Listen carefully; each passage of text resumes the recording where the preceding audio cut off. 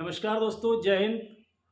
दोस्तों, बहुप्रतीक्षित कानून की देवी आखिरकार बदल दी गई। जी हाँ दोस्तों, आप सही सुन रहे हैं।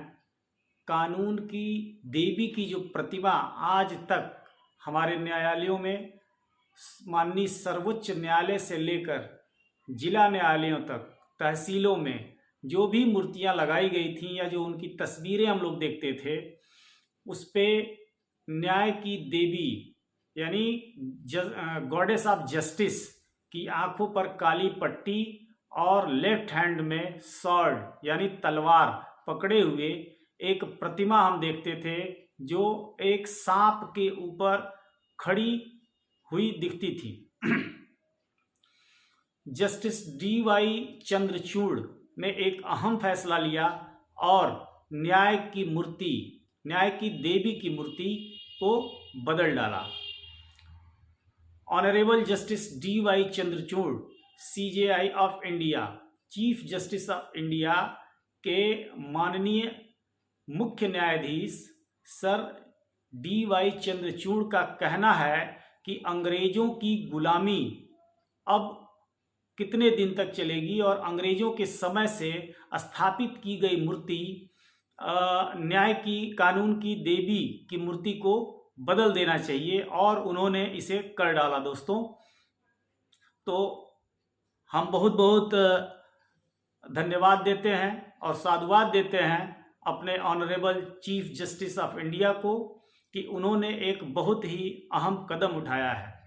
अभी हम लोग इसको ब्यौरेवार समझते हैं कि कानून की देवी यानी न्याय की देवी के इस तरह की जो मूर्ति थी, जिसमें आंखों पर काली पट्टी, हाथ में तलवार और सर्प के ऊपर उन्हें खड़ा किया गया था, एक हाथ में तराजू, इन सब चीज़ों पे ब्यौरेवार हम और आप मिलकर के डिस्कशन करेंगे। लेकिन इसके पहले ये समझते हैं कि जो मूर्ति रिप्लेस की गई है और किस तरह की मूर्ति ने पुरानी मूर्ति को रिप्लेस किया है। दोस्तों, पहली मूर्ति, इसके आज से पहले जो मूर्ति हुआ करती थी या प्रतिमा हुआ करती थी कानून की देवी का, उसमें आंखों पर काली पट्टी, बाएं हाथ में तलवार और एक प्लिंथ हुआ करता था, एक चबूतरे टाइप का था जिसपे सांप था और सांप के ऊपर देवी खड़ी होती थी और उनके दाहिने हाथ में एक स्केल यानी तराजू हुआ करता था। इन सब चीज़ों के अलावा जो नई प्रतिमा हमारे ऑनरेबल सुप्रीम कोर्ट के मुख्य न्यायाधीश महोदय ने जो नई प्रतिमा बनवाई है, उसकी खासियत ये है कि जो दाहिने हाथ में स्केल थी यानी तराजू था, वो एज इट इज वैसे ही है, लेकिन बाएं हाथ में तलवार की जगह पर उन्होंने संविधान की किताब, संविधान की पुस्तक दे दी है।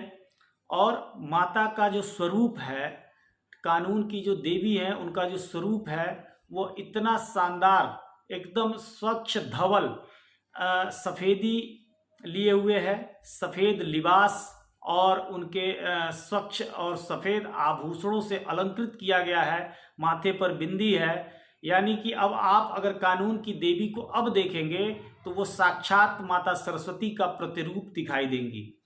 दोस्तों, ये बहुत ही हम लोगों के लिए बहुत ही गौरव की बात है कि अंग्रेजों द्वारा स्थापित की गई जो पुरानी प्रतिमा थी, जिसका इतिहास रोम और एथेंस से मिलता है, उसको रिप्लेस किया गया और हमारे इंडियन कल्चर यानी भारतीय संस्कृति से जुड़ी हमारी देवी की प्रतिमा को अब जाकर के सन 2024 में अंगीकार किया गया है।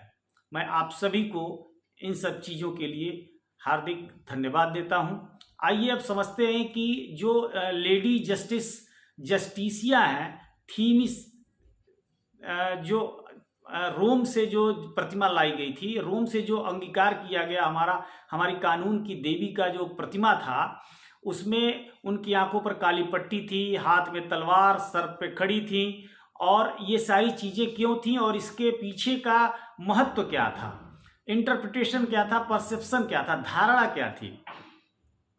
तो दोस्तों, सबसे पहले समझते हैं कि आंखों पर काली पट्टी, माता की आंखों पर जो काली पट्टी हुआ करती थी, उससे अंग्रेजों का या आज तक का जो परसेप्शन था, जो धारणा बनी हुई थी, वो ये थी कि कानून की देवी किसी भी व्यक्ति को देखकर, उसके अमीरी या गरीबी को देख करके, उसके स्वभाव को देख करके, उसके रहन सहन को देख करके उन्होंने न्याय नहीं करना था। वह एक समाज में निष्पक्षता साबित करने के लिए वो न्याय करती थी। निष्पक्ष निर्णय करने, निष्पक्ष न्याय करने के उद्देश्य से उन्होंने अपने आंखों पर काली पट्टी बांध ली थी। और जो न्याय और निर्णय था वो केवल तथ्यों और सबूतों, यानी एविडेंस और स्टेटमेंट्स के आधार पर ही न्याय किया जाना था। इसलिए कानून की देवी की आंखों पर काली पट्टी बांध दी गई थी, ताकि वो किसी के स्टेटस सिंबल से वो प्रभावित न हो और सिर्फ तथ्यों और एविडेंस को देख करके, सुन करके और वो अपना न्याय कर सकें। दूसरा दोस्तों, वो सर्प पर खड़ी थी, एक सांप जो जहरीला होता है, और जिसे ऐसा कहा जाता है कि वो सांप पर इसलिए खड़ी थी क्योंकि सांप के अंदर जहर होता है। वह एक प्रकार की बुराई है, और बुराई के ऊपर खड़े होकर के न्याय की देवी ने बुराई का दमन किया और समाज के जहर को उन्होंने वहीं पर दमन कर दिया, और न्याय रूपी अमृत को वो सबको बांट रही हैं या न्याय का प्रसार कर रही हैं। समाज में न्याय का, कानून का राज स्थापित करने के लिए उन्होंने बुराई के ऊपर कदम रखा है। ये हो गया सांप और आपका काली पट्टी। अब आते हैं तलवार पे।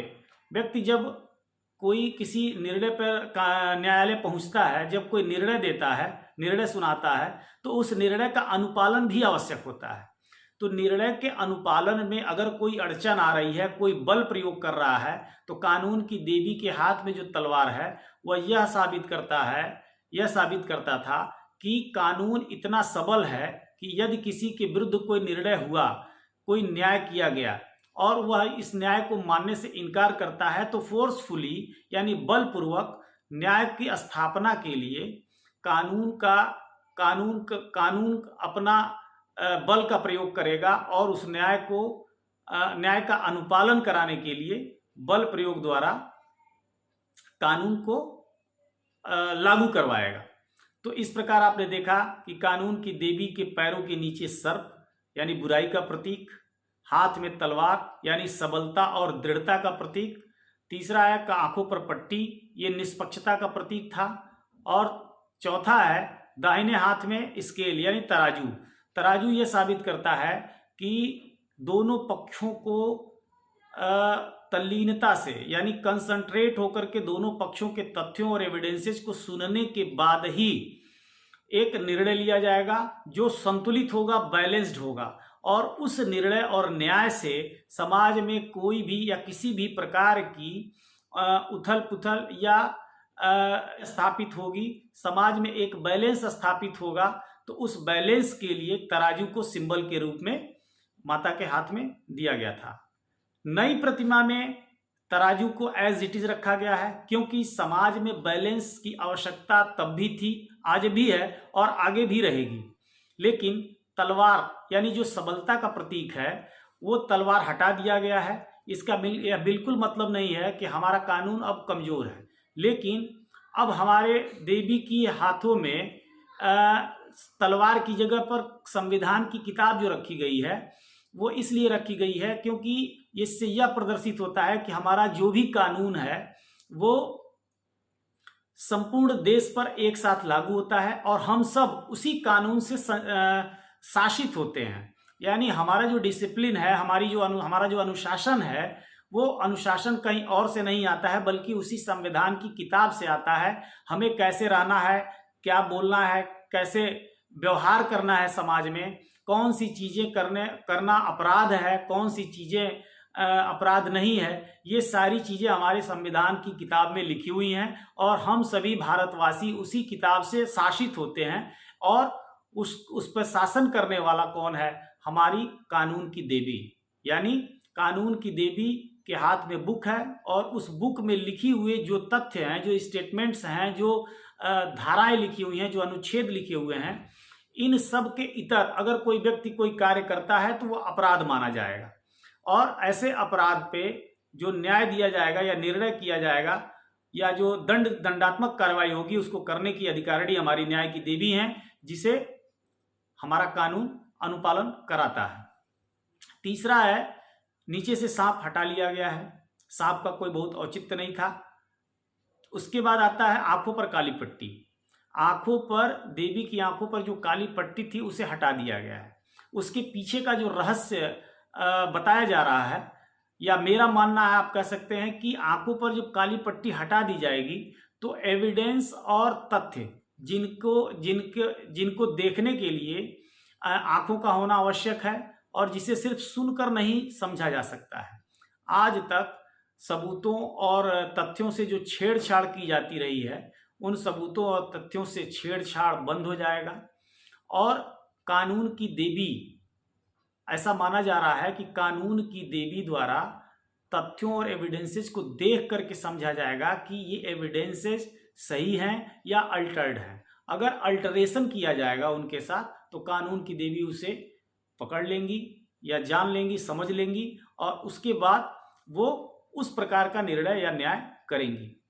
तो दोस्तों, यह एक बहुत अच्छी खबर है। मेरे हिसाब से यह कार्य बहुत पहले हो जाना चाहिए था, लेकिन कोई बात नहीं, देर आए दुरुस्त आए। और हमारे honourable chief justice of India mister DY Chandrachud का साधुवाद देते हुए हम पुनः जो है आप सभी भारतवासियों को इस नए परिवर्तन के लिए बहुत बहुत धन्यवाद देते हैं।